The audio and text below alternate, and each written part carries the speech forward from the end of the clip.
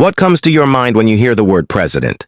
Expensive suits, luxury cars, and leaders sitting in golden offices, far away from the struggles of ordinary people, right?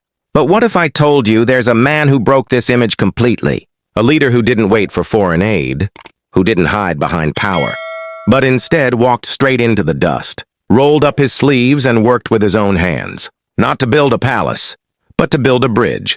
A bridge made from nothing more than old tires, a bridge of hope for his people. This is not a fairy tale. This is not fiction. This is the story of Ibrahim Traoré, the revolutionary president of Africa, and the day he proved to the world that real leadership means standing with your people, not above them. Stay with me, because once you hear what happened next, you'll never look at leadership the same way again. Burkina Faso, a country full of life, culture, and resilience, but also a country burdened with poverty, unstable infrastructure, and the weight of history. For years, the people struggled to cross rivers and harsh landscapes just to get to school, to the market, or even to a hospital. Something as simple as a bridge, a basic connection, was missing for thousands of villagers. And while many leaders would sit in their offices and sign documents waiting for foreign aid, Ibrahim Traoré chose another path. He asked himself, why wait for others when we can start with what we already have? And in the eyes of his people, that one question turned into a spark of hope. One day, Ibrahim stood on the edge of a muddy riverbank, looking at children risking their lives to cross to the other side, their school bags soaked, their feet trembling as they balanced on slippery stones. Mothers holding their babies tightly, afraid of falling into the water. That moment wasn't just a scene, it was a calling, a call to action. And so the revolutionary president did something that no one expected. He ordered not expensive steel, not heavy machinery, but old, discarded tires, the kind you see piled up and forgotten.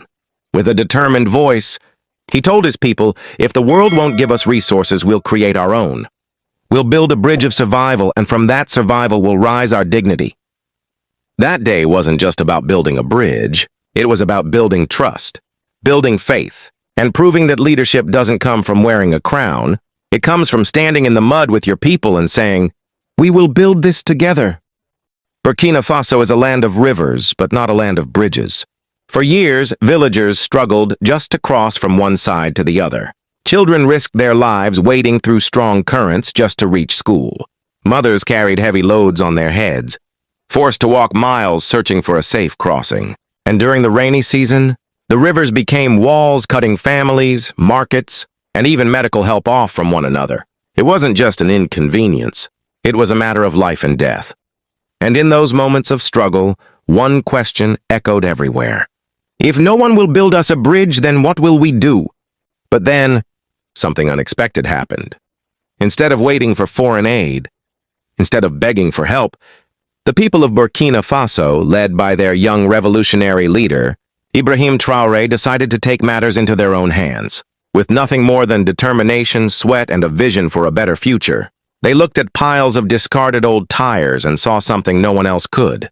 A bridge. Where the world saw waste, they saw possibility. Where others said, it can't be done, they said, watch us. This was more than just engineering. It was a revolution of the spirit. A moment where hope turned into action. Imagine the scene. Hundreds of villagers gathered on the riverbank, the sun beating down on their backs, their hands stained with rubber and mud. One by one, they dragged the old, worn-out tires that the world had thrown away, and started tying them together with ropes, metal wires, even tree branches. It wasn't perfect. It wasn't easy. But step by step, piece by piece, the vision began to take shape. Ibrahim Traoré stood there, not as a distant president, but shoulder to shoulder with his people. He lifted tires, tied knots, and gave orders, showing that real leadership means leading from the front. Children carried water for the workers. Women prepared food to keep the men strong. Every person had a role. Every heartbeat contributed to the dream. Slowly, as days turned into weeks, a structure began to rise from the chaos. The tires, once seen as useless junk, were now transforming into the foundation of a bridge that would unite villages, connect markets, and give hope to thousands. This was not just construction. This was defiance. A message to the world. We may be poor, but we are not powerless. When the final tire was set in place, and the first man walked across the bridge, A thunder of cheers shook the air. Children danced, women cried, and the men raised their fists to the sky. This bridge was not just a path across a river, it was a path towards freedom. It was proof that even in the face of poverty, even in the shadow of oppression, unity can build miracles. Foreign powers spend billions to control nations. But here, with nothing more than discarded rubber and human hands, a new chapter was written. Ibrahim Traoré looked at the bridge, his uniform covered in dirt and sweat, and he smiled. Because this was not his victory alone. It was the victory of every farmer, every mother, every child who refused to give up. The bridge became more than a structure. It became a symbol of African resistance, a message to the world that revolutions are not always fought with guns. Sometimes they are built, tire by tire, stone by stone, dream by dream. And history will remember this, that when the world doubted them, they built their future with their own hands. The bridge didn't just connect two sides of land. It connected two generations. The old who carried the scars of colonial chains, and the young who carried the fire of freedom. This bridge was never about stone, steel, or tires.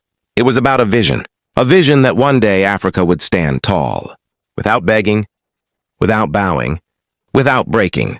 Ibrahim Traoré's act was more than symbolism. It was defiance. It was courage. And above all, it was a message to the world. You may try to block our roads, but we will build new paths. You may try to silence our voices, but our echoes will shake your thrones.